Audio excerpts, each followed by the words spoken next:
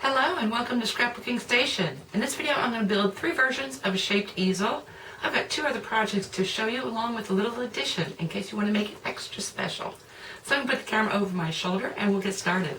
So let's begin with traditional easels. These are actually interiors, but it all starts with your base cardstock.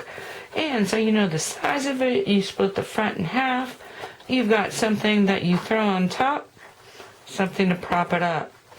So I didn't really have many laying around, so it's a good time to do another easel. The great thing about these, of course, is you can spend a little more time on this front panel. And the other thing is when whoever gets it, it is a great display card.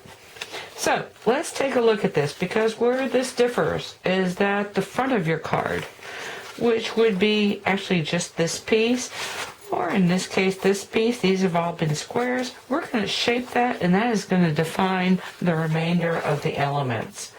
So I've got a framelit, we're going to use that. I've got a large die cut, we're going to use that, and I just got niblets, and we're going to use that as well. I've got 2 structures to look at, so we're going to begin with this and the first structure. The next step in this process is creating the base for this front. And so all you need to do is create a teepee. So pick a coordinating color of however this is going to turn out. And in this case, I've got a framelit. So execution is going to be a little bit different.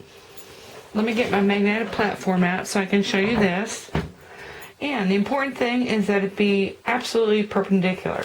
And this is just a piece of grid paper that I put on here because I find more often than not that I need to be pretty persnickety about that. I'm not worried this way to this way, I'm worried about this angle. And so you want to be able to keep this fold inside of whatever top this is. So the second card is a die cut. I've already created that teepee, so it's going to look something like this. You also want to make it a little bit easier on yourself, so you don't want to be like right up in here. So you either want to be a little bit short or you can go all the way up to here. Actually, it's not going to matter until we make the score line. So I'm going to do this. Just that little bit is going to be great for making this teepee card. And then on this guy, so I've put together my die cuts. I have a grid around here. We're going to talk more about that later because I use this a lot in the cards coming up. And I've made a teepee card. You know what? I want to be inside this. You could cut into this, but I'm going to be like right about here. Again, you want to keep things really perpendicular. It's not always necessary that these be one piece of cardstock, and so I fold over a pattern. So I've got the back, as long as this is a split base fold, actually, is what it's going to amount to. I just put this on the outside. So with these 2, I'm going to use repositionable adhesive dots, and so I'm just going to put a piece on here, and so this way when I'm cutting I don't have to hold it so tight. And again, I want to be over the top of it before I position that, and then I'll be back with the bases. We'll talk about the score line. Okay, the next step in this process is to create your score line. And so I'm going to use this one because I got a little ahead of myself there and didn't have the camera on. But you want to score halfway up your front. And so in this case, I got about 3 3/4. So I'm going to come up from the bottom, and this time I'm just going to score the top of my teepee. I don't know if I was clear, but you need to cut through both layers. So whether you're using your framelit or your free cutting, do that. And sometimes the shapes are, like I said, I put this together all by myself, and so when you do that, just bump it up across the straight edge. You're going to cover this whole front panel. So I just marked it here and here in my 3 inches because it's about 6 inches. It doesn't have to be all that persnickety. What does need to be persnickety is that it is totally perpendicular or parallel to your fold line. So when you attach, and that's what I did here already. So you just want to attach to the bottom half of that score on the front. And so what I like to do is put glue pretty close to that top score line, and then on the back of this, and you can see where I've got my sticky. I probably should have put that a little bit lower, but kind of cover those edges. And I'm going to open this up at first because I want this exactly here, and that's why I like using glue, because I've got a little bit of downtime before it sets completely, and then plop that together. Okay, the next thing you can do, or the next thing I do, is always add the embellishments to whatever I'm going to do on the front before I figure out how I'm going to prop it up on the inside. So let me be back with that, and we're going to talk about some of these products as well. At this point in the process, I like to have most of what I want done on this card, both front and on the inside. So we're going to talk about this one first. So this is my die cut. Notice that I added this little tag. This is another die cut tag, but I'm moving a little bit outside of this frame. So this is just peeking out, but I'm staying within my rectangle. Now the piece that has to prop this up has to be dimensional. And I took that photo because I use cardboard rather than take out like 4 or 6 little tiny dots. I've got them all, but if I can use a strip of like double layered junk card, just punch it out. Cardboard, I've got these, and you can punch out cardboard as well if you've got a good stamp. Anyway, I try to use the biggest piece I can. So that is because I did not post anything for Earth Day. I apologize for that. So I would use my liquid glue, but you know what? I put a sticky on here, and I've got a corner that I lifted up. This is just double-sided adhesive film that I had left over, and I tend to lift up more than most because I don't want it really leaning this way. I want it up a little bit higher so that when it displays, this is pretty straight up and down rather than slanted. Let me get this situated. I already know pretty much where I want this to be. I've got a big flat edge here, so I'm not really concerned about that. It is going to prop up right in there, and I just want to place it. Okay, what's unusual about these cards, and why I like them, is because this is so dimensional. You have an opportunity to put something a little bit chunky on the interior of your card. So I'm just going to use a little mini glue dot and attach that. I want to move to this one next, and we're going to talk a little bit about that rectangle or that frame for your card making. So when I piece this together, I started with the larger elements first because this is one of those 3D paper tools, and this stuff is paper thin. And again, I'm using probably double layers of cardstock, double layers of junk mail with the biggest pieces possible. Added a couple embellishments, and actually tacked this down a little bit again using my repositionable easy dots because now I want to position my interior holding. And so I can go anywhere in here. And what I'm going to talk about now is my 6 by 4.5 inch grid, because when I put this together, I stayed inside there. And now as I position this, I did peel and stick again. This is just a different double-sided adhesive. These are just little dots. So I've used that cardboard because I really want it propped up.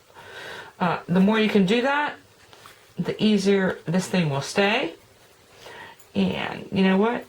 I've already thought about this, and I want these leaves sticking out over in this corner. So I'm kind of testing. This one's going to be a little more slanted, but I am going to have these things now inside my envelope, but also peeking out when I close this. I've got another embellishment that I'm going to tuck in here, and I'll be finished with this piece. So this last guy, he's heavily embellished, and this is the Deco Labels framelit from Stamping Up, along with the Open Sea stamp set, some specialty paper, and the gold twine cording. The gold and silver twine cording is retiring, so keep in mind with that.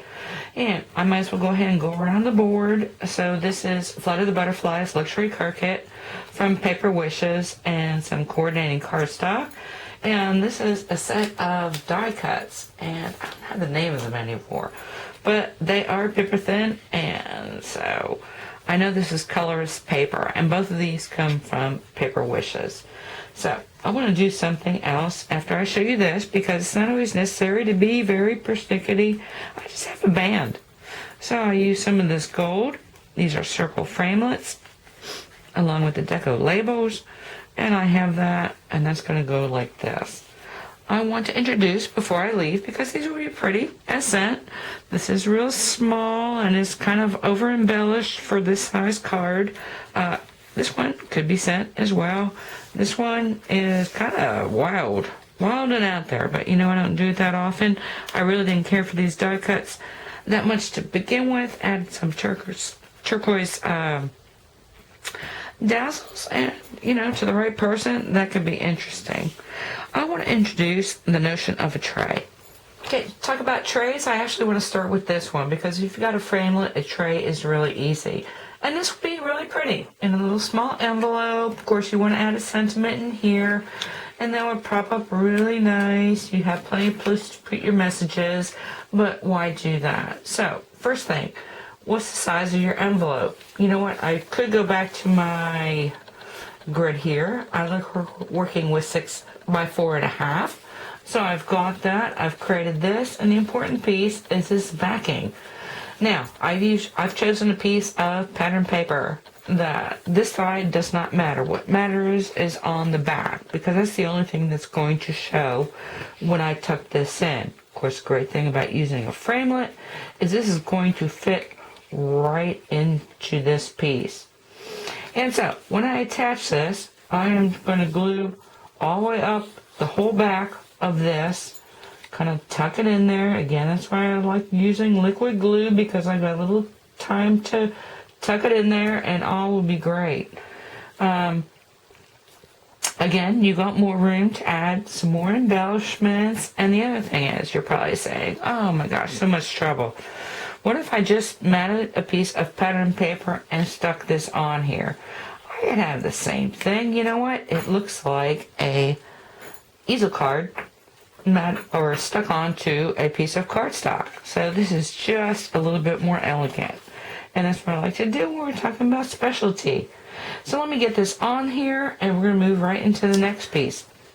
Okay, for this next piece, I've got this die cut. And what it leaves behind, let me bring this in, is this great foiled frame. So we're going to do something like that to create the tray for this. And this is actually the notion behind this whole video.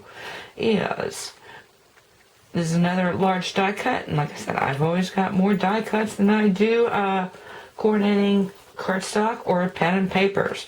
So the first thing you want to do, and I don't know if you noticed this, but this one's been the same, is back your frame. Well, first off, I'd actually cut my frame out. And in this case, I'm just using some plain, let me see, I've already made my envelope liner. But this is the color of this paper. You know what? Why? This is the wrong side. Like I said, kind of trimmed it out a little bit. You see I've already persnickety cut. And this is the right side. So just some Perfect Pearls Gold and my Mossy Meadow cardstock. Like I said, again, the wrong side. I'm going to finish trimming this out. Same thing happens. Get it. Oop, let me turn this over. Get it in here. Just glue where you've got your base of your card, and that's going to tuck right in there. Okay, I want to talk about that last piece. Card that I pieced together, and I just decided I'm not putting it in a tray. I'm just going to stick it in a really bright envelope. Kind of complement that because, well, first off, all die cuts aren't created equal, or the edgings. I mean, there's no way I can use that. That would be trash. And now I just want to show you this last piece I created, because now I want to use things that worked. And so what I've got is I'm using my Deco Labels framelit again. I'm going to go up against this grid 4 by 6, and I'm going to position this really large die cut really extending beyond this framelit. Now if I were to open it up all the way, I've already embossed. Of course, it's a nested framelit, so I use that for my salutation. And that would be really pretty as well. But because I have a framelit, I am going to, again, introduce a frame. And again, I'm using 4. I want my finished card to be about 6. And that's going to tuck right in there.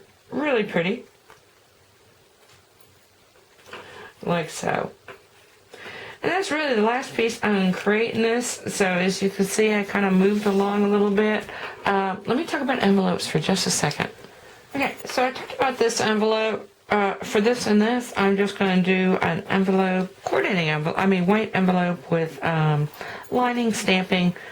But I don't want you to if you're using pre-made envelopes, all I did was edge this, cut my paper out, and lined it. In this case, I've got a couple swirls. Now is that this is the first Hunky Dory card kit, and this is from Floral Breeze that I purchased. And so I bought into my strength, which in this case, yeah, I've got plenty of swirls. So all I did was stamp. I could have gold embossed as well, but this is so pretty, that's going to fit nicely into there. Okay, as I said, I'm going to leave you photographs of that. Let me just shuffle this out of the way, because this is kind of a new series. It's called Specialty Card Designs. And so coming up is going to be these shadow boxes. They mount incredibly flat, but shift them around a little bit and they display almost as nicely. So that's coming up. Este teepees, another specialty, really dimensional. These are all really dimensional. And unfortunately, I did allude to two structures. This is called a sandwich easel. Like I said, I love easels because they display so nicely. In this case, I've got the back and the front being the same shape, but we're going to work again with this frame to make the front and the back totally independent. And all that you need is a little Z-strip to prop it up. So anyway, I hope you took something with you that you can use in your own card making. Thank you for watching.